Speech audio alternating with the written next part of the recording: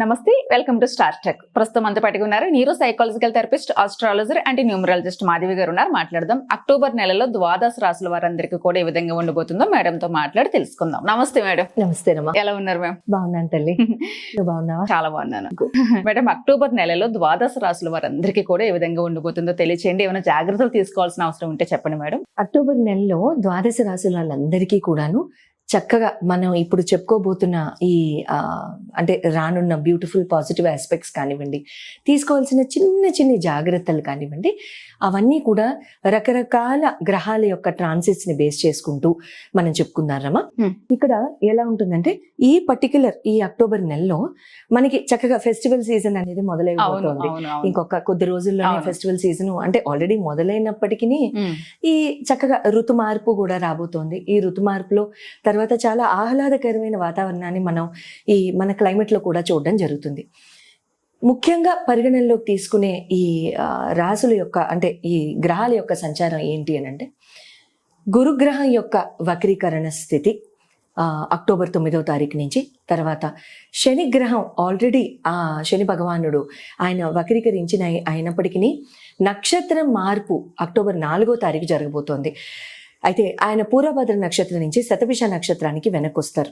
గురుగ్రహం ఆయన వృషభ రాశిలో వక్రీకరించడం, తర్వాత రవి యొక్క సంచారం అంటే కన్య నుంచి తులకి వెళ్ళే సంచారం, బుధుడి యొక్క సంచారం కన్య నుంచి తులకి, శుక్రుడి యొక్క సంచారం తుల నుంచి వృశ్చికానికి, తర్వాత కుజుడి యొక్క సంచారం మిథున నుంచి వృశ్చికానికి.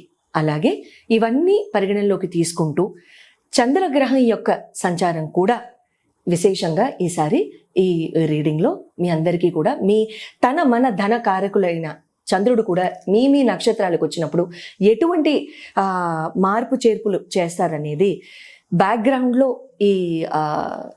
ఈ రీసెర్చ్లో చేసి తర్వాత ఈ పాయింట్స్ అనేవి మీకు ఇవ్వబడుతోంది. చక్కగా మనం ఇప్పుడు అన్ని పాయింట్స్ అనేవి చెప్పుకుందాము. చక్కగా మీరు ఎక్కడైతే మీ రాశులకి మీరు చక్కగా పాజ్ చేసి రాసుకుని పెట్టుకోండి. అలాంటి జాగ్రత్తలు ఏదైతే మనం చెప్పుకుంటామో మీరందరూ కూడా చక్కగా పాటించవచ్చు. మేడం, కుంభరాశి వారందరికీ ఏ విధంగా ఉండబోతుంది? కుంభరాశి వారందరికీ కూడా చాలా క్రూషియల్ మంత్ అండి ఇది. బాగా శ్రద్ధ పెట్టి వినండి, వీలుంటే 2 సార్లు వినండి. ప్రస్తుతానికి ఉన్న గ్రహ సంచారాన్ని లెక్కలోకి తీసుకుని కూడా ఇక్కడ ఈ రాబోతున్న గ్రహ సంచారాన్ని కూడా అంటే ఫర్ ఎగ్జాంపుల్ కొద్ది నెలల్లో జరగబోతున్న గ్రహ సంచారం కూడా పరిగణనలోకి తీసుకుంటూ చెప్తున్నాను. ఎక్కువ శాతం అది మీకు చాలా క్రూషియల్. అంటే మీ నెక్స్ట్ ఇయర్ని ప్లాన్ చేసుకోవటానికి మీరు ఇప్పటి నుంచి హోంవర్క్ మొదలు పెట్టాలి. ఎందుకు? మీరు ఏళ్ళనాటి శనిలో ఉన్నారు, ఫస్ట్ థింగ్. మధ్యంతరం ఫేజ్లో ఉన్నారు, సెకండ్ థింగ్. థర్డ్, మీకు రానున్న 3-4 నెలల్లో లాస్ట్ లెగ్ ఆఫ్ ఏళ్ళనాటి శని మొదలవుతుంది. సో ఇంగ్లీష్లో అంటారు కదా, pull up your socks and be ready అని. గేమ్కి రెడీ అయిపోవాలి. ఈ గేమ్కి రెడీ అవుతున్న ధోరణి ఇక్కడి నుంచి మొదలవుతుంది మీకు. ఓకే. సో ఇక్కడ ఏమవుతుంది అంటే మీకు చాలా చక్కగా అంటే ఈ మంత్ అనేది చాలా పీస్ఫుల్గా ఉంటుంది, బాగుంటుంది, ధైర్య సాహసాలు బాగుంటాయి, ఉత్తేజంగా ఉంటుంది, కమ్యూనికేషన్ బాగుంటుంది. రీసెంట్గా తీసుకోగలగని డెసిషన్స్ కూడా ఈ టైంలో తీసుకుంటారు. అంటే గత 2-2.5 సంవత్సరాల నుంచి కూడా తీసుకోలేకపోయిన డెసిషన్స్, క్లారిటీ వస్తే బాగున్ను అనుకున్న డెసిషన్స్ వచ్చి ఉండవు ఖచ్చితంగా. ఇక్కడ వస్తాయి. మరి అంతా బాగుంటే బాగాలేదంటావే చెప్తా. లాస్ట్లో ఏదో పెడతారు. ఇక్కడ శనిగ్రహం యొక్క సంచారాన్ని కూడా పరిగణనలోకి ముఖ్యంగా తీసుకుంటూ శనిగ్రహం పూర్వభాద్ర నక్షత్రం నుంచి శతభిష నక్షత్రానికి వస్తున్నారు. రాహుగ్రహ సంచారం అదే టైంలో ఉత్తరాభాద్ర నక్షత్రం మీద జరుగుతోంది. గురుగ్రహ సంచారం వక్రం.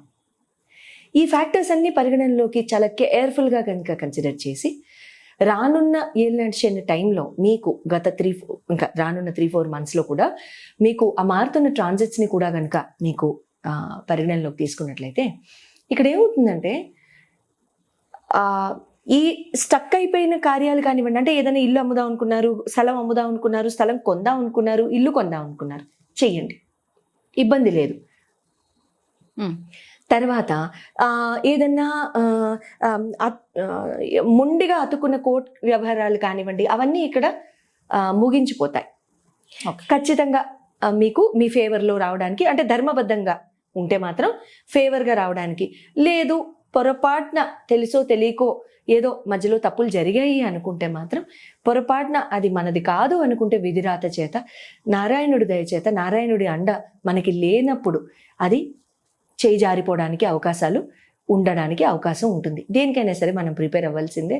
అది మన కర్మరీత్యా జరగబోయే సర్కమ్స్టాన్సెస్ అని మాత్రమే ఇక్కడ నేను ఒక్కనిస్తున్నానండి. అంతేగాని అలా జరగాలని నేను అనడం లేదు.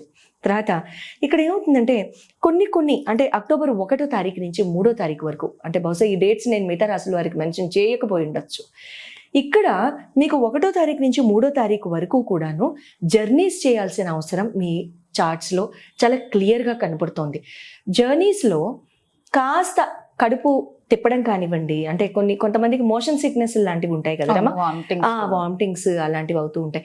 అటువంటివి కనుక జరిగినట్లయితే కాస్త be prepared for your journeys. అంటే ఫెస్టివ్ సీజను, రకరకాల జర్నీస్ ఉంటూ ఉంటాయి. అన్నీ అప్రోప్రియేట్గా ప్రిపేర్ అయ్యి వెళ్ళండి. అంటే మీ కిట్లు, మీ మెడిసిన్స్, మీ టిష్యూలు, వామిటింగ్ బ్యాగ్స్, అంటే అవుతాయని చెప్పడం లేదు, అవ్వితే పొరపాటున కాస్త నిమ్మకాయ పచ్చడి కూడా పక్కన పెట్టుకుందరు, అవ్వకుండా అయిపోయింది. తర్వాత ఎంతో కాలంగా మీ వెనకాతల ఏదో నడుస్తున్న అంటే ఎవరో ఏదో ప్లాన్ చేయడమా, కథలు అల్లడం కానివ్వండి, లేకపోతే ఏదన్నా వీళ్ళ యాక్టివిటీ రూమర్స్ అవనివ్వు, లేకపోతే బిజినెస్ లో అవనివ్వు, ఎందులో అయినా అవనివ్వు, తర్వాత వీళ్ళకి ఏదైనా కీడు తలపెడదాం అనే ఉద్దేశంతో వాళ్ళు ఆల్రెడీ హోంవర్క్ గత 2.5 ఏళ్లుగా ఖచ్చితంగా చేసుంటారు. అవి ఇక్కడ బయటపడతాయండి. మంచిదేగా. నీ అంత పెద్ద మనసు మా అందరికీ లేదురమ్మా. తెలిసిపోతుంది కదా మేడం మనకి, మేము చిన్న మనసుల వాళ్ళం, పిచ్చి ప్రాణాలం. చూడండి, అయితే ఇక్కడ అటువంటి అంతర్గత శత్రువులు కానివ్వండి, బహిర్గత శత్రువులు కానివ్వండి ఐడెంటిఫై అవుతారు. మంచిదే. వెంటనే తూర్పు తిరిగి నమస్కారం చేయండి. నారాయణుడు ఆదుకున్నారు అనుకోండి. నిజంగా నేను సరదాగా అనట్లేదు. భగవంతుడు ఇప్పటికైనా బయట పెట్టినందుకు, మనల్ని ఆదుకున్నందుకు సంతోషం. అప్పుడు మనం ఏం చేయాలి? మన బుద్ధిని సానబెట్టాలి. ఇక మనం మళ్ళీ అదే గోతులో పడకుండా చూసుకోవాలి. అంతే. మళ్ళీ అలా చేస్తే భగవంతుడికి ఎన్నాళ్ళు పేషెన్స్ ఉంటుందండి? మన కర్మకు మాత్రం ఎన్నాళ్ళు బోధించే శక్తి ఉంటుంది? ఉండదు. ఒక్కసారి తప్పు జరిగింది, రెండోసారి తావివ్వకూడదు. అవును. మనం మళ్ళీ అటువంటి బిహేవియర్కి వెళ్ళకూడదు. ఎవరి మనసులో ఇబ్బంది పెట్టకూడదు. మనం ఆ బుద్ధి సంస్కరణ అనేది మనమే చేసుకోవాలి. అప్పుడు మన కర్మ ఆటోమేటిక్గా సంస్కరించుకుంటుంది. అంతేనా? అటువంటివి చేసుకోండి. అదొక్కటే మీకు నేను చెప్పబోయే జాగ్రత్త. పర్వాలేదు, ఏళ్ళనాటి శని, పర్వాలేదు, ఇబ్బంది లేదు. శని భగవానుడి యొక్క అండాదండ మీతో ఉండగా మీకు ఏమవుతుంది? ఏమీ అవదు. ఏమవుతుంది? ఏమంటే ఒకటి జ్ఞాపకం ఉంచుకోండి, గట్టిగా చెప్తాను. Saturn always delays but he never denies. Shani భగవానుడు ఎంత అంటే ముఖ్యం బట్టి కూడా నీళ్ళు వస్తాయి నాకు.